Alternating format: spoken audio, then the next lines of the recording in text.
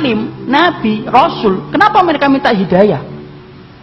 Kalau yang jahil sudah, yang baru separuh ilmu sudah, yang sudah berilmu tidak beramal sudah, yang meyakini yang batil sudah. Sekarang kita tanya, kenapa Nabi tetap minta hidayah?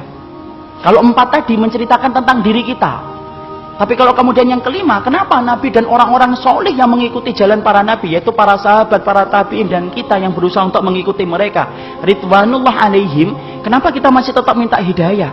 Karena belum tentu apa yang antum dapatkan kalau sudah benar itu menjamin antum itu meninggal dalam keadaan itu. Kita apa pernah menjamin bahwasanya kita akan mati husnul khatimah dalam keadaan iman? Siapa yang menggaransi iman kita? Tidak ada. Minta hidayah supaya Allah itu memberikan istiqomah setelah kita dapat ilmu yang benar. Bukankah Allah menunjukkan lembaran-lembaran kehidupan sejarah, banyak orang yang mereka itu bertabur iman di awal kehidupan, tetapi mereka matinya murtad. Bal'am bin Ba'urah, apa kurangnya Bal'am bin Ba'urah? Hidup pada zaman Nabi Musa, di mana doanya dikabulkan oleh Allah setiap waktu-waktu yang sempit dan terdesak. Sampai Malik bin Dinar berkata, "Kana mujabud da'wah fi syada'id." Kalau sudah bicara tentang Bal'am bin Ba'urah, Masya Allah, doanya selalu dikabulkan oleh Allah dalam keadaan genting. Kata Malik bin Dinar rahimahullahu ta'ala ketika menafsirkan surat Al-A'raf 175. Tapi matinya murtad. Rajal Unfuah, sahabat Nabi, dipuji oleh Abu Bakar, dipilih oleh Abu Bakar untuk menjadi delegasi sunnah, mendakwahkan kepada Musailamah al-Kadzdzab. Matinya beriman, murtad. Ubaidillah bin Jahsy yang pernah menyelamatkan kehidupan agamanya sampai ke Habasyah. Ketika Nabi masih di Mekah, ikut di dalam hijrah yang pertama, hijrah yang kedua ke Habasyah. Beriman? Tidak, murtad di Habasyah. Kecintaannya minum khamr menjadikan dia murtad. Seorang muadzin yang diceritakan oleh Imam Qurtubi, murtad ketika kemudian tergiur dengan pesona seorang wanita yang dia lihat ketika adzan di tempat yang tinggi. Orang dulu ketika adzan naik ke tempat yang tinggi, melihat seorang wanita begitu cantik turun, ini gentle dia ini. Turun, dia katakan dia cinta sama wanita itu.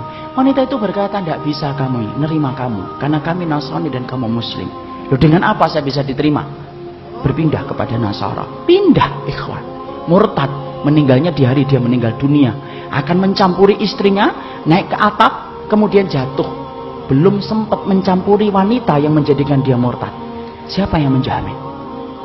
Ini yang kemudian kita khawatirkan. Minta terus hidayah. Kenapa kita minta hidayah walaupun kita itu sudah memelihara jenggot, sudah kemudian ngaji, istri kita sudah kemudian berhijab yang syar'i, kegiatan kita sering datang ke kajian ilmu, bertemunya kita dengan orang yang salih, terus kita menjaga hangatnya iman. Tapi kenapa kita tetap minta hidayah walaupun ikhtiar sudah kita lakukan? Karena tidak ada yang menjamin antum akan masuk surga kecuali Allah. Ya, makanya sampai dikatakan oleh Rasulullah, ada di antara kalian, fa inna ahadakum la ya'malu bi amali ahlil jannah hatta yakuna bainahu wa bainaha illa dhira'un fayasbiqu alaihi alkitab fayamalu bi amali ahli nar hatta yadkhuluha. Makanya sampai Nabi beliau bersabda, ada di antara kalian yang melakukan amalan surga sampai antara dia dengan surga tinggal sejengkal, tinggal sejengkal ikhwan. Satu amalan tak langsung masuk surga itu harusnya, tapi ternyata catatan takdir mendahului apa yang dia lakukan.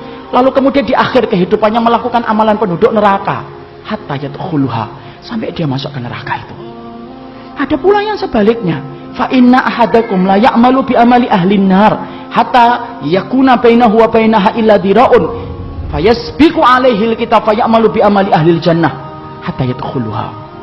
Nabi kemudian berkata sebaliknya, ada pula di antara kalian yang melakukan amalan penduduk neraka terus sampai antara dia dengan neraka tinggal sejengkal tak, kata Nabi. Tetapi catatan takdir mendahului apa yang dia lakukan. Dia melakukan amalan penduduk surga sebelum meninggal dunia, lalu kemudian Allah masukkan ia ke dalam surga. Antum tahu Usairim bin Abdul Ashhal? Usairim bin Abdul Ashhal, seseorang sahabat yang dikatakan oleh Nabi sebagai penduduk surga, tapi keningnya tidak pernah dipakai untuk bersujud kepada Rabbnya. Karena apa? Masuk Islamnya belum ada 24 jam. Ketika dia masuk Islam mengucapkan syahadat, dia bertanya, sholat? Belum waktunya sholat. Apa yang saya lakukan? Ayo berjuang bersama Rasulullah. Berjuang bersama Rasulullah SAW dan para sahabat. Ketika kemudian dalam peperangan tersebut Allah takdirkan dia meninggal dunia. Ketika meninggal dunia, Maka rame para sahabat membicarakan tentang Usairim bin Abdul Asyhal. Sampai Abu Hurairah berkata, inilah penduduk surga yang belum pernah menempelkan keningnya untuk mencium bumi bersujud kepada Allah. Itulah Usairim bin Abdul Asyhal. Siapa yang jamin, ikhwan? Jangan sombong kalau kita hari ini sudah ngikut Pak. Jangan sombong ketika kita hari ini sudah ngaji. Belum tentu itu akan menjadi jaminan bahwasanya itu menjadi keimanan kita ketika meninggal dunia. Jangan magrur. Apa itu magrur? Tertipu dengan amalan kita, merasa bahwasanya amalan kita itu akan pasti menjadikan kita masuk surga. Siapa yang jamin? Minta hidayah kepada Allah supaya kemudian kita diberikan oleh Allah. Kalau antum betul-betul orang yang solih, supaya hidayah yang antum minta menjadikan antum diberikan istiqomah sampai antum meninggal dunia. Itu yang kita minta kepada Allah. Inilah pentingnya hidayah. Makanya di dalam kehidupan kita sampai Allah terangkan doa yang pertama bukan doa meminta ampunan. Doa yang pertama bukan meminta surga.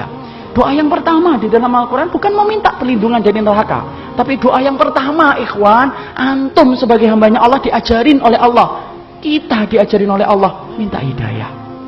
Karena kalau antum sudah dapat hidayah, antum diampuni oleh Allah. Kalau antum sudah dapat hidayah, antum dimasukkan surga oleh Allah. Kalau antum minta hidayah, antum akan dijaga dari api neraka. Dan itu didahului dengan hidayah.